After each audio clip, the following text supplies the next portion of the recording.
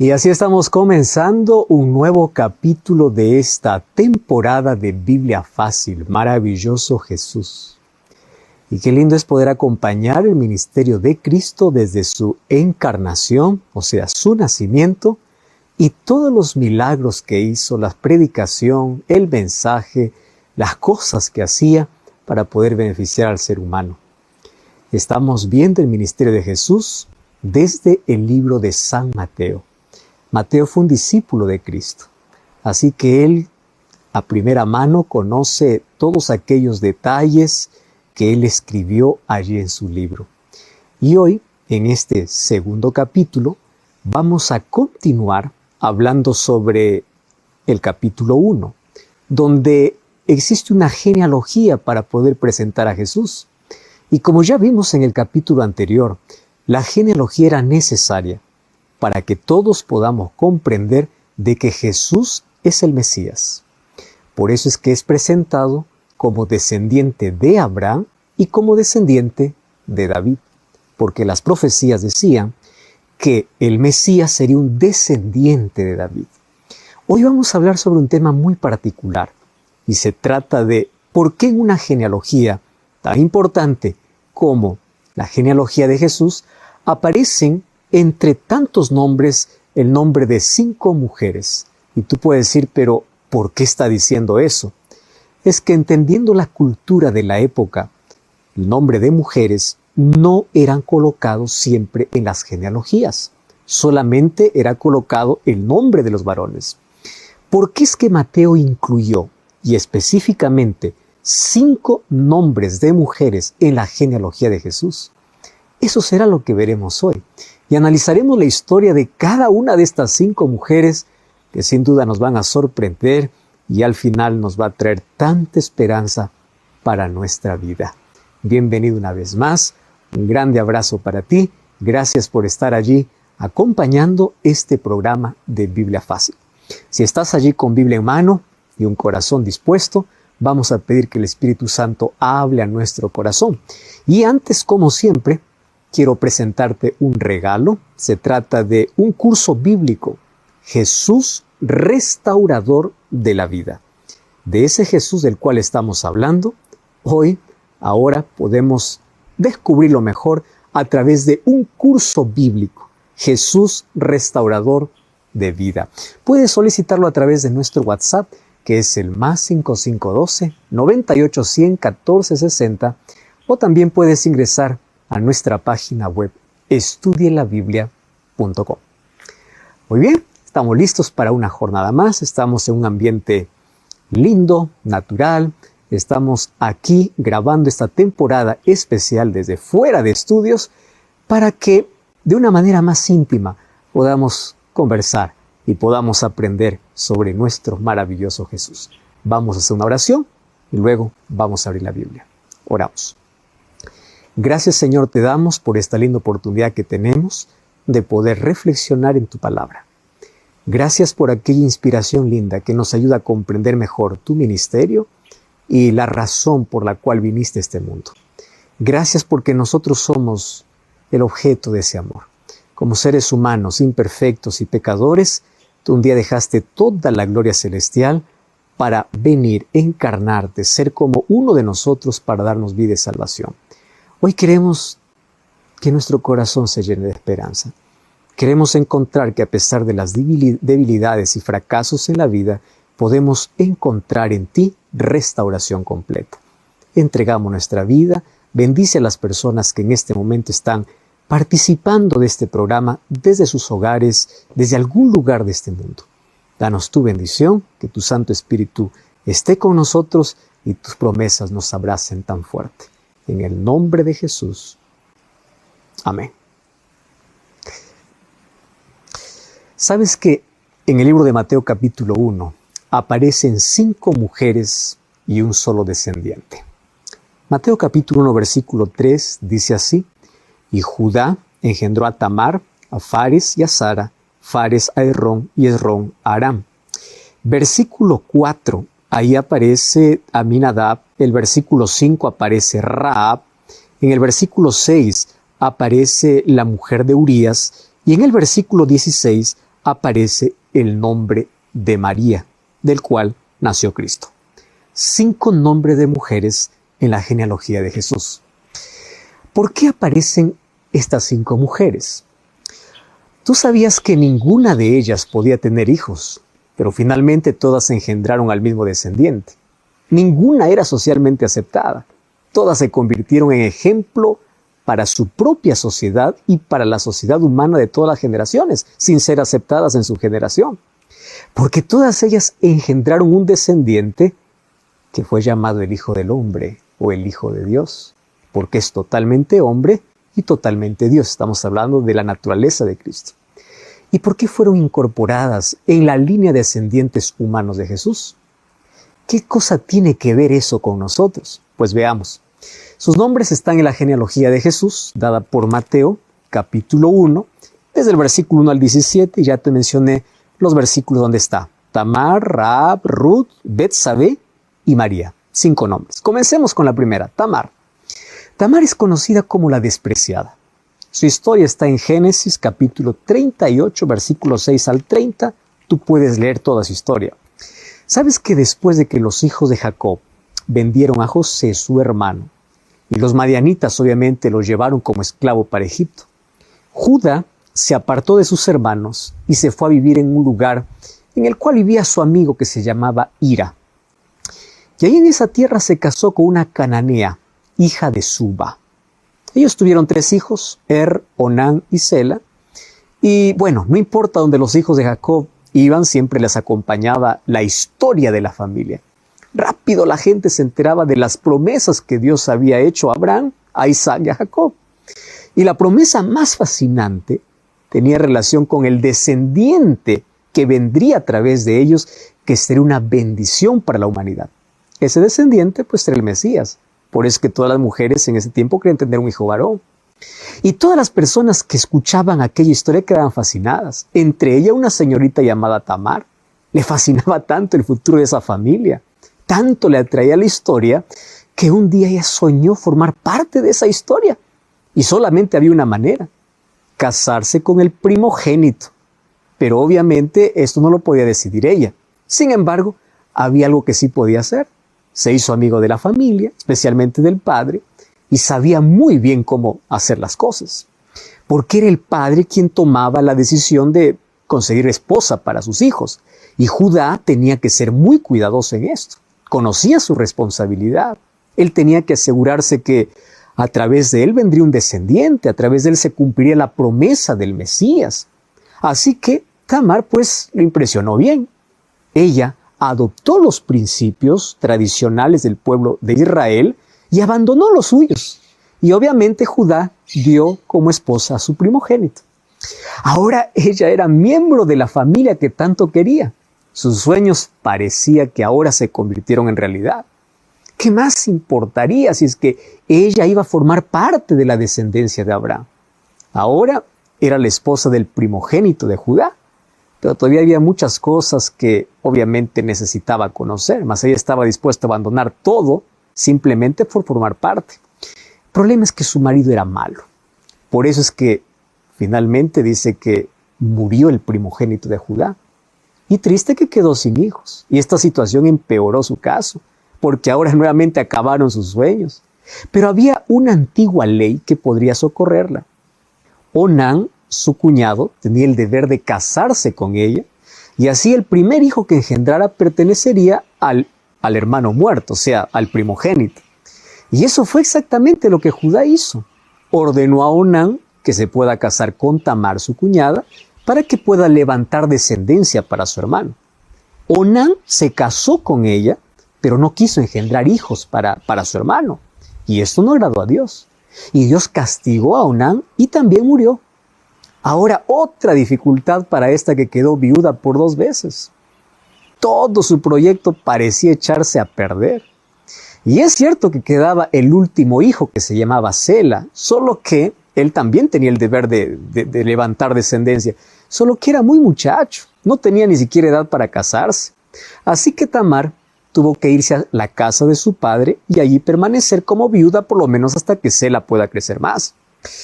Por otro lado, pues Judá, el padre, no quería casarla con su hijo, porque imagínate, 2 hijos ya murieron con esta mujer.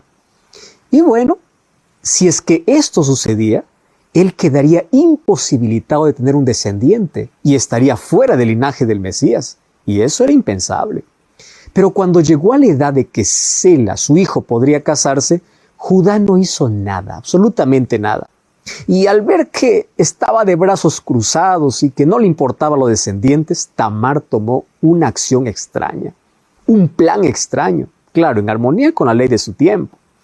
Dice que se disfrazó de prostituta para tener una relación sexual con Judá.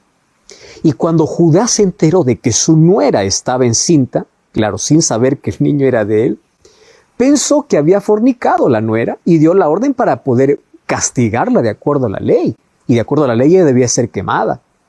Tamar, cuando escuchó eso, probó que ese hijo era del propio Judá y así se libró del castigo.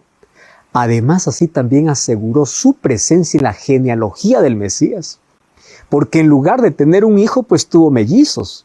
Y bueno, finalmente tuvo la aprobación completa de su suegro, porque no le quedó otra cosa a Judá que decir, tú eres más justa que yo. ¿Y por qué le dice tú eres más justa? Porque ella hizo todo lo que pudo, aquello que Judá tuvo que haber hecho. Ella se preocupó por el descendiente, en cambio Judá no, él no había hecho nada. Ella incluso había dado más valor a la promesa de Dios.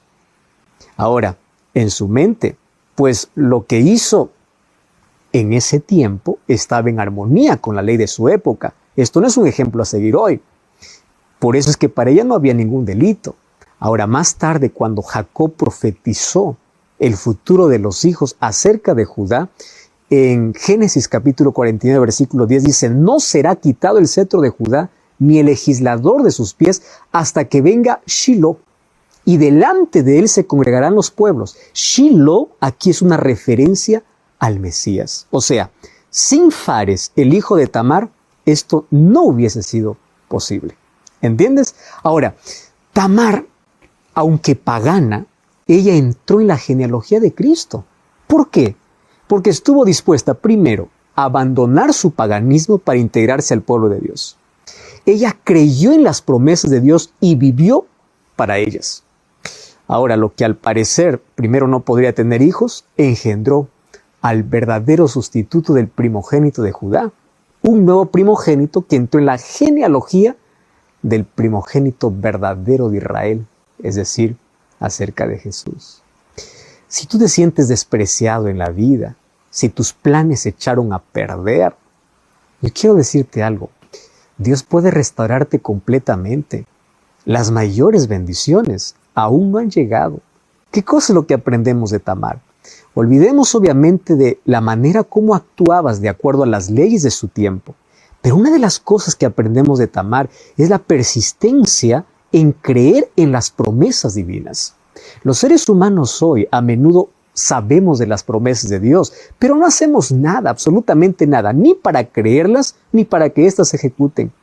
En cambio, Tamar, desde que escuchó que de Abraham, de Jacob, vendría el descendiente, el Mesías, ella soñó y dijo, yo quiero ser parte de esa familia, yo quiero formar parte de esa genealogía, yo quiero formar parte de esa generación, porque yo sé que el Mesías es el Salvador. Y ojo, ella no pertenecía al pueblo de Dios, ¿comprendes? Mas ella estuvo dispuesta a abandonar todas sus creencias. Exactamente. Ella abandonó todo. Y cuando lo abandonó, ella estuvo dispuesta a acomodar su vida bajo los principios establecidos por Dios para su pueblo.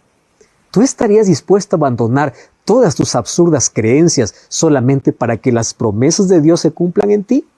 Y aun cuando ella al comienzo sintió que sus planes se frustraron, que todo se echó a perder, aun cuando su sueño, cuando parecía que ya estaba siendo realidad, se iba como la arena entre los dedos, siguió confiando, siguió insistiendo.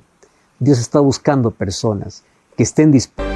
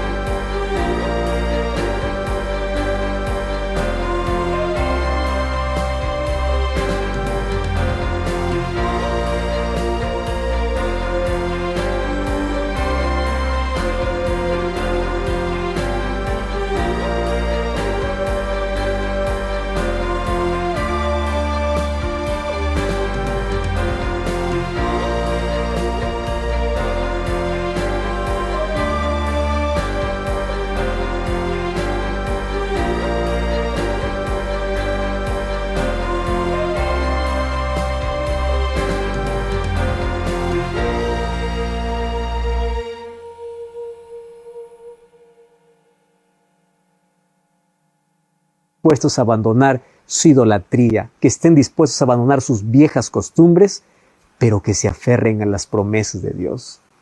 Y aún cuando ella era practicante de otras cosas contrarias, abandonó todo porque ella creyó en las promesas de Dios. Tú estarías dispuesto a abandonar tus propias creencias, tu incredulidad.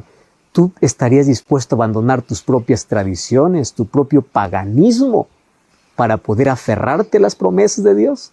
¿Cuál es el resultado? Finalmente, Tamar llegó a formar parte de la genealogía de Jesús. Interesante. Y es el primer nombre que aparece, con un comienzo triste, difícil, con sueños quebrados, con altos y bajos en la vida, pero nunca desistió. Perseveró y se aferró a las promesas de Dios. No importa tu pasado, no importa tu paganismo, no importa tus costumbres, si estás dispuesto a abandonar todas ellas por creer en las promesas de Dios, hay un espacio para ti en la familia de Dios, porque todos tenemos esperanza. De Tamar aprendemos eso, pero es apenas el primer nombre que aparece dentro de la lista de 5 mujeres. Ahora quiero que me acompañes a ver, está registrada en el libro de Josué capítulo 2, versículo 1 hasta el versículo 24. ¿Sabes qué ocurrió en los días cuando comenzaba la conquista de Canaán? Moisés ya había sido sepultado, él había muerto, y Josué, su siervo, fue elegido por Dios como el líder para el pueblo de Israel. Dios le dice a Josué: así como estuve con Moisés, yo estaré contigo. Solamente esfuérzate y sé valiente. Y Josué era valiente, obedecía a Dios, era esforzado, era inteligente, dependía de Dios. Después de poder cruzar el Jordán, se enfrentó con la primera ciudad que debía conquistar, la ciudad de Jericó. Ahora, antes de cruzar el río, él preparó su plan de conquista. Y lo primero que hizo fue enviar 2 espías a la ciudad. Y ellos entraron allí en la casa de una mujer llamada Rahab. Ella era ramera. Hasta ese momento había sido una mujer sin importancia, solo conocida por hombres pecadores que acudían a ella para practicar su pecado. No eran condiciones socialmente apropiadas para poder ser vista bien por toda la gente, y ni siquiera ella podía tener hijos, y no las tenía. Pero su vida estaba por cambiar radicalmente. No sabemos lo que los espías al llegar conversaron con ella, pero el asunto es que ella se identificó con ellos y así quedó preparada para poder defenderlos. Incluso los escondió en el terrado de su casa. No pasó mucho tiempo hasta que llegaron los emisarios del rey. Y ellos vinieron para poder prender a los espías. Y allí esos emisarios le dijeron así: saca a esos hombres que han venido a ti. Y ella le dijo: es verdad, ellos han venido, pero ya se han ido. No sé por dónde, síganlos en tal dirección. Y se fueron los emisarios detrás de ellos. Los hombres, mientras se fueron detrás de ellos, pues Rahab fue a hacer un pacto con aquellos a quienes se había protegido. Y le dijo lo siguiente: yo sé que Jehová os ha dado esta tierra. Mira la fe de esta mujer, aún siendo ramera.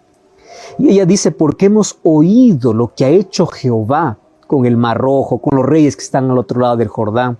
Por lo tanto te ruego, o les ruego, que me juren por Jehová, que cuando Él os entregue esta ciudad, porque Él lo hará, salvaréis mi vida y la vida de mi padre, de mi madre, de mis hermanos y de todo lo que poseen. Está pidiendo no solamente por ella, sino por la familia.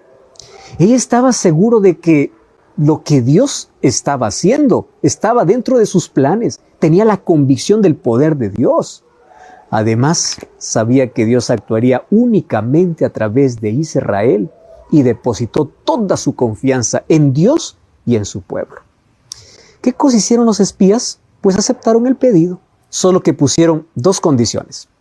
Primera condición: en el día de la destrucción, todos los familiares de Rahab debían estar dentro de su casa. Si está fuera de su casa, no había salvación. Y número 2, ella debía atar allí un cordón de grana que ellos mismos lo entregaron por su ventana. La mujer no dudó, no discutió, simplemente obedeció. Hizo su parte. Y obviamente Josué salvó la vida de Rahab y de todos aquellos que estaban dentro de su casa, dice Josué 6:25.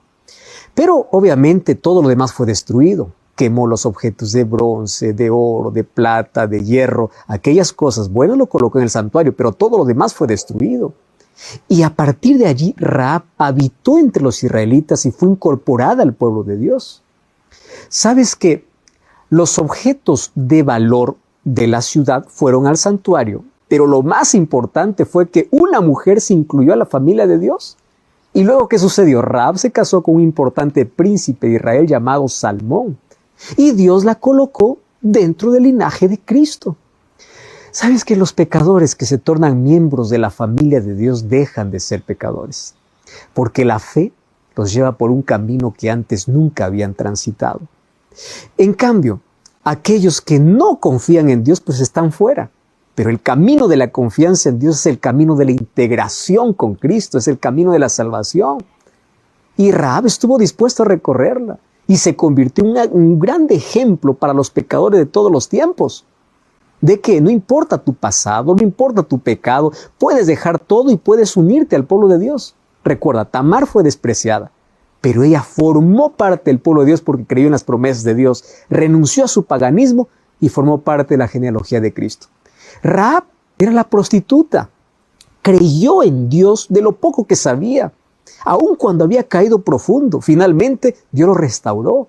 No importa cuán profundo hayas caído en la vida, hay lugar para ti en la familia de Dios, en el reino de los cielos. Y por medio de la fe en Dios, tú puedes recibir la gracia divina que transforma tu vida para ser parte de su reino.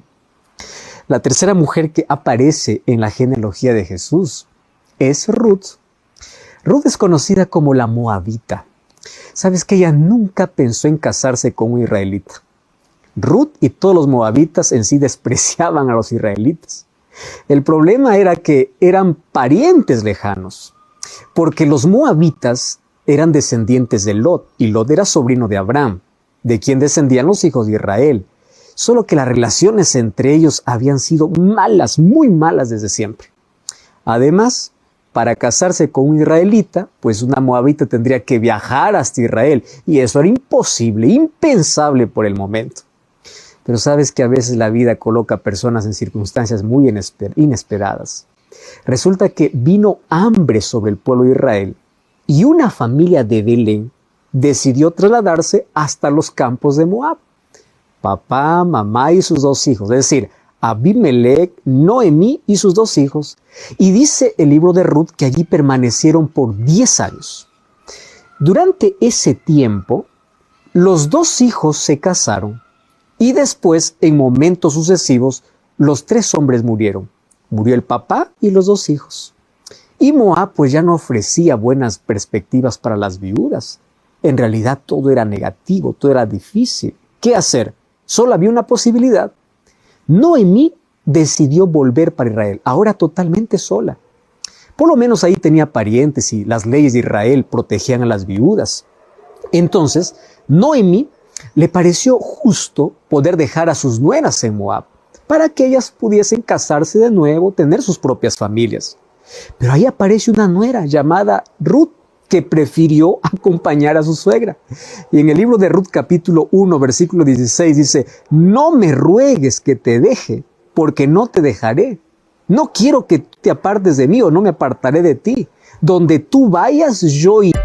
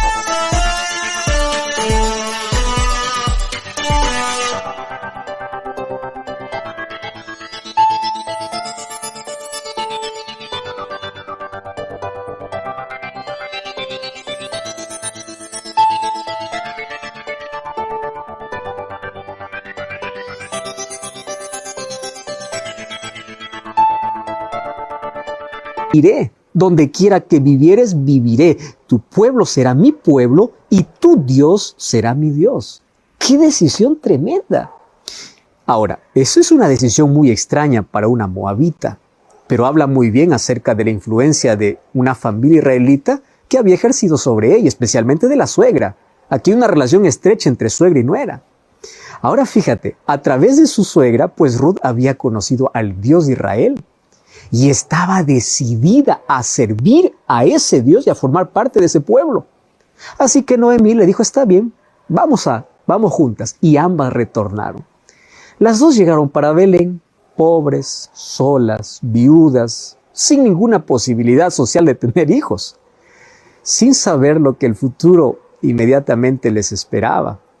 ¿Por qué? Porque en un futuro no muy distante Dios les sorprendería.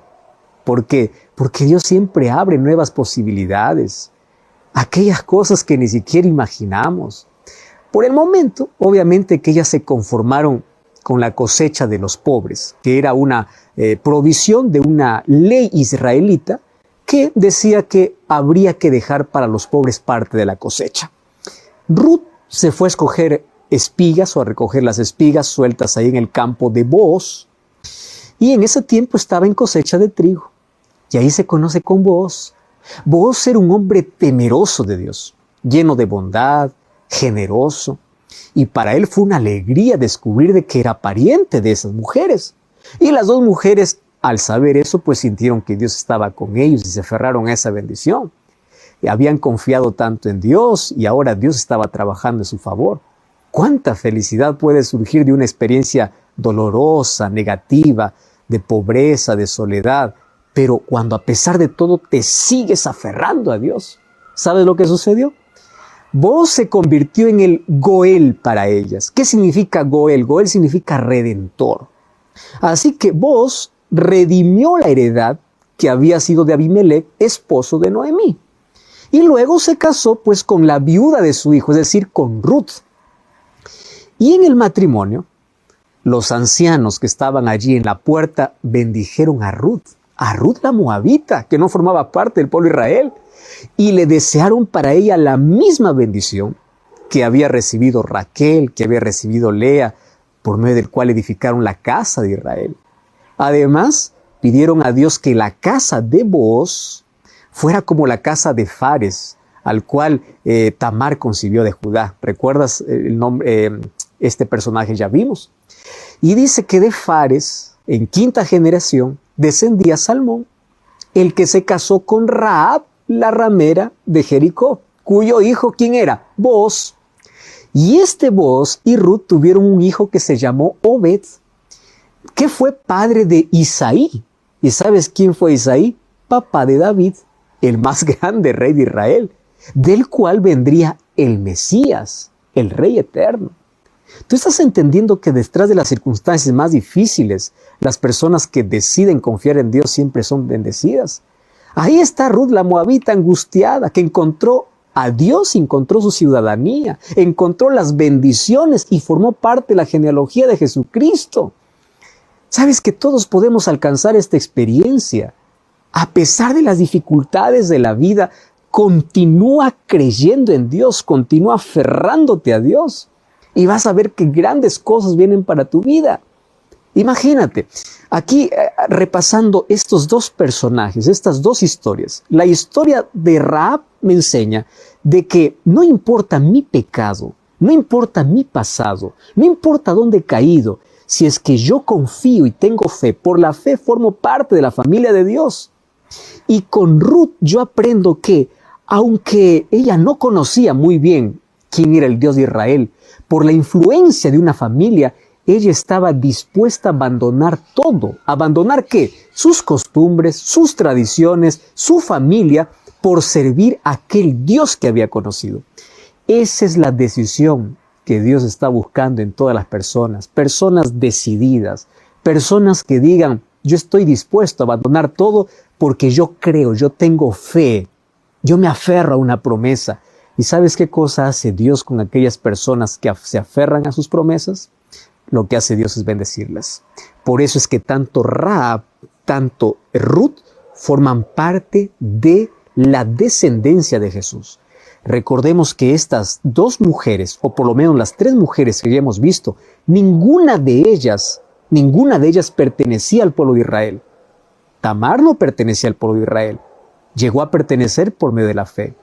Rahab era una ramera y no pertenecía al pueblo de Israel. Llegó a pertenecer por medio de la fe.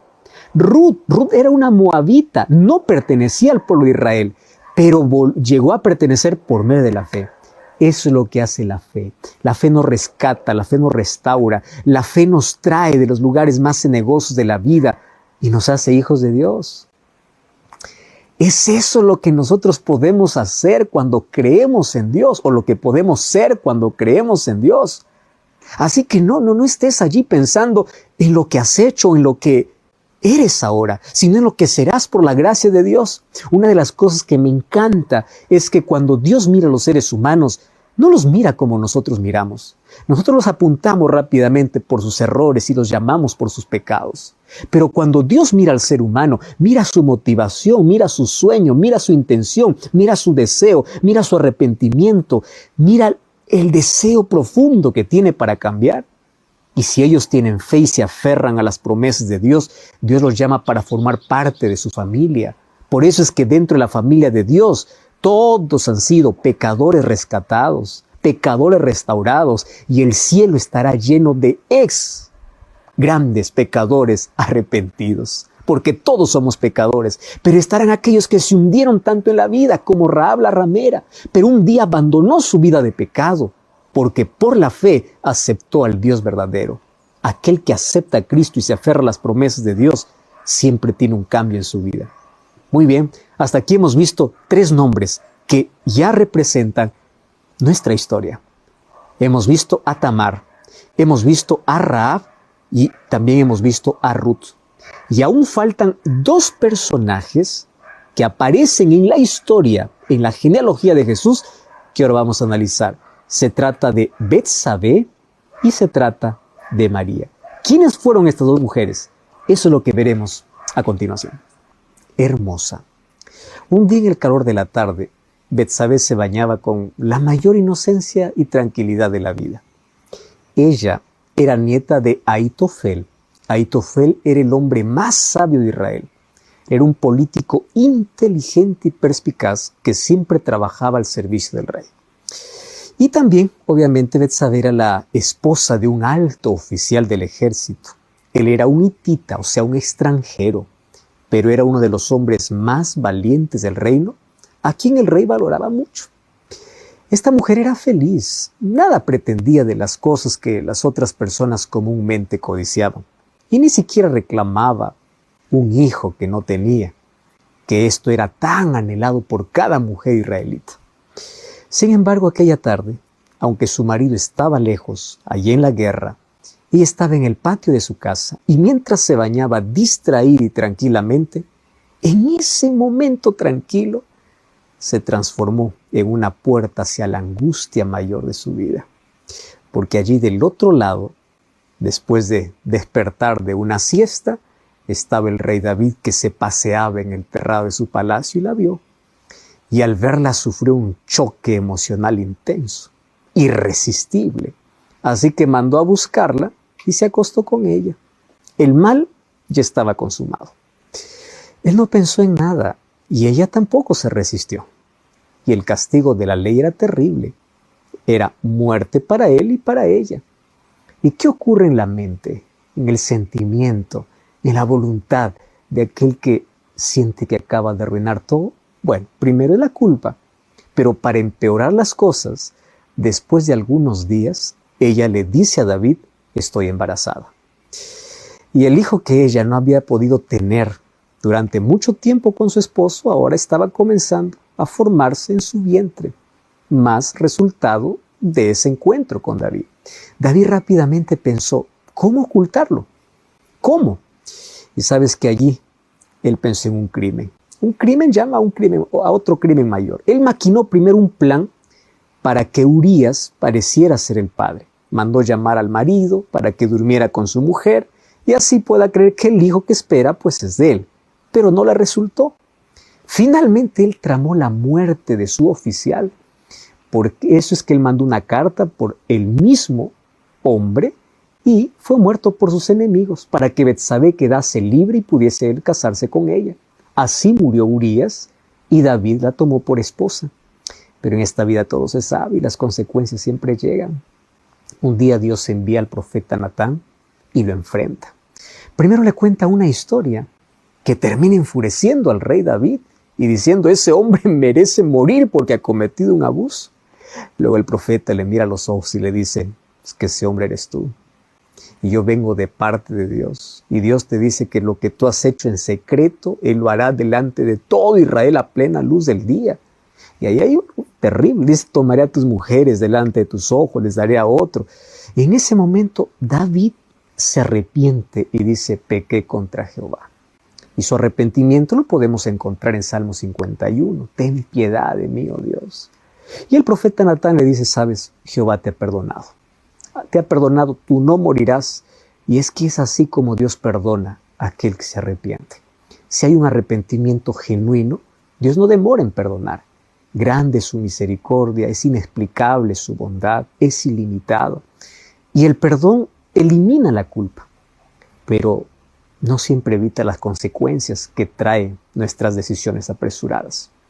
¿Qué sucedió? Betsabé perdió al único hijo que había podido hasta ahora conseguir. Ahora de nuevo, pues quedó sin hijo. Antes no sufría por eso, ahora sí. Antes se sentía como si lo tuviera todo, ahora como si no tuviera nada.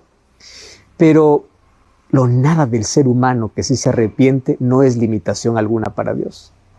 Betsabé acompañó a David en el arrepentimiento, Dios también la perdonó y la bendijo, y le dio de nuevo otro hijo. Y este hijo lo llamó Salomón. Y segunda de Samuel 12:24 dice que Jehová amó a Salomón. Y Betsabé entró en la genealogía de Cristo porque se arrepintió genuinamente. Ella no renegó las consecuencias de su pecado. Ella las aceptó y se dispuso a servir a Dios desde mucho antes. ¿Sabes que si hay un arrepentimiento sincero, Dios te perdona y Dios te colma de bendiciones? Y finalmente nosotros llegamos al último nombre que aparece, la última mujer mencionada en la genealogía de Jesús es María, en el versículo 16. ¿Quién era María? Era diferente a los nombres anteriores, a las mujeres anteriores. Ella era pobre, muy pobre, pero pertenecía al linaje de David, el rey más importante de la historia de su pueblo. Y a pesar de su linaje, pues la pobreza la escondía, y escondía una importancia que muchos ni siquiera lograron reconocer en ella. Si ella hubiese sido rica, obviamente lo hubiesen reconocido, pero como era pobre, era despreciada. Y aunque María estaba llena de virtudes, pues nadie lo conocía. Tampoco ella andaba contando sus virtudes. Era una mujer humilde, sencilla, trabajadora, sin pretensiones de nada. Vivía como viven todos en un pueblo muy común, muy pequeño. Y en un pueblo donde hay tantos pobres, luchando día a día por el sustento diario, disfrutando de lo mejor posible de lo poco que podía lograr. Para ella alimento, techo y amistades era todo lo que podía tener, y lo tenía. Era hija de una familia anónima, porque no sabemos quiénes eran sus padres. La única información que tenemos es que tenía su prima llamada Elizabeth, que más tarde fue la mamá de Juan el Bautista, pero ella vivía así, confiada y feliz. La pobreza no es una virtud en sí misma, pero el pobre puede ser virtuoso. No creó Dios la pobreza, pero tampoco la exige. Es una consecuencia del mal que agobia a los seres humanos y agobia a incrédulos y creyentes. El creyente pobre da testimonio de su fe sirviendo a Dios, y aún en medio de la pobreza logra hacer eso. Ahora, tampoco la riqueza es una virtud, aunque puede ser una bendición de Dios, porque si es Dios quien lo otorga, el rico puede ser virtuoso y a pesar de su riqueza, él puede compartir, puede ser generoso. Aun cuando la Biblia diga que es difícil que un rico entre en el reino de los cielos porque su corazón está tan apegado a las riquezas, pero para Dios no hay nada imposible. María era la soltera, así era conocida ella. Ninguna mujer soltera en Israel podía tener hijos.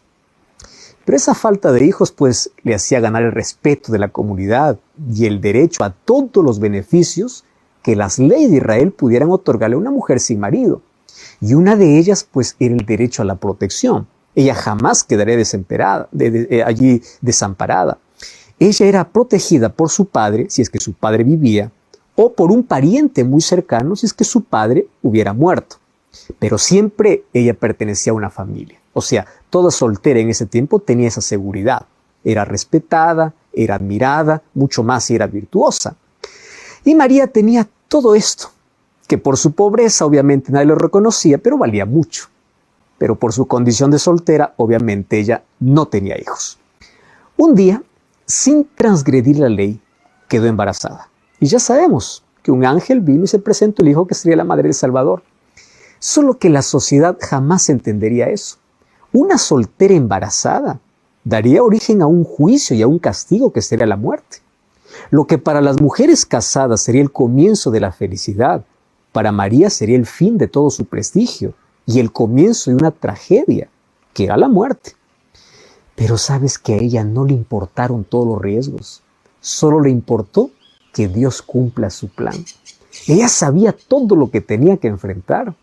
Cuando el ángel le anunció que sería la madre del Salvador, ella sabía de todo el problema que iba a surgir, pero para ella nada era superior al plan de Dios, ni siquiera la vida misma.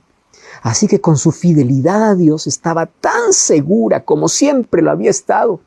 Así que confió en Dios, obedeció a Dios, y Dios la honró sobre todas las mujeres, haciendo la madre del Rey prometido, el Salvador del mundo, que trajo vida eterna para todo aquel que creyese. Es impresionante poder ver la historia de todas estas mujeres. Haciendo un breve repaso de lo que hemos visto aquí, encontramos que Tamar era una mujer que, aunque despreciada por Judá, creyó en el Dios de Israel con una fe superior a la de un israelita y se aferró a la familia de Dios con tanta convicción. Ahora, la misma fe Dios espera de nosotros. A Tamar, aunque era pecadora y pagana, Dios lo aceptó. ¿Y por qué? Porque se arrepintió y Dios lo incorporó en su familia terrenal. Ahora, Dios también puede aceptarte en su familia celestial. ¿Entiendes? Número 2, encontramos a Rahab. Rahab recorrió un camino duro en la vida, pero tuvo un final feliz. Ella era adúltera, pagana, condenada a la muerte por todos los habitantes de Jericó, pero confió en el poder de Dios y se salvó. Ella es un ejemplo de conversión. Luego encontramos a Ruth, la moabita. Ella echó su suerte allí con una hija de Dios y sirvió al Dios de Israel y tuvo una vida nueva. Ella tuvo fe, tuvo determinación, tuvo sabiduría y supo obedecer. Primero estaba distante de Dios, luego se volvió cercana. Y este es un ejemplo para todos aquellos que se sienten alejados de Dios. Hoy pueden tener una experiencia cercana con Dios. ¿Qué me enseña Betsabé, la adúltera? Primero estaba condenada a muerte y de la muerte volvió a la vida porque se arrepintió. Y sabes que el arrepentido siempre consigue el perdón de Dios. No hay otra manera, solo el arrepentimiento. No hay otra forma, solo el perdón de Dios por medio de Jesucristo para librarnos de toda inmundicia. Y con María todos aprendemos que el plan de Dios siempre es lo mejor. Sabes que no importa cuál situación compleja estés viviendo en la vida, acepta el plan de Dios, no importa cómo sea. A veces puede parecer peligroso, trágica o imposible, pero si tú echas tu vida en las manos de Dios y aceptas las promesas de Dios, asumiendo cualquier riesgo, Dios siempre, siempre te dará recompensa. A través de esta historia de 5 mujeres en la genealogía de Jesús, encontramos que toda la humanidad está representada. Adúlteros, pecadores, prostitutas, idólatras, gente que es menospreciada por la sociedad, gente que es apuntada por las personas que se creen perfectas, pero que un día se encuentran con Jesús y cuando se encuentran con Él, por medio de la fe lo aceptan. ¿Sabes que cuando nosotros vemos la historia de estas 5 mujeres que aparecen en la genealogía de Jesús, podemos ver reflejado probablemente nuestra vida? Totalmente imperfecta, totalmente quebrada, totalmente hundida, totalmente sin nada que ofrecer, vacíos o hundidos en el pecado, pero Dios tiene un plan. Y Dios tiene un plan cuando nosotros sometemos nuestra vida a Él. Dios tiene un plan cuando asumimos riesgos, cuando abandonamos el pecado, cuando nos arrepentimos de corazón, cuando somos capaces de poder aferrarnos por medio de la fe a todas sus promesas. Y por medio de las promesas de Dios, hoy nosotros podemos alcanzar la vida eterna, podemos alcanzar la salvación. Tú te sientes despreciado como Tamar, aférrate a Cristo, aférrate a Dios. Te sientes como Rahab,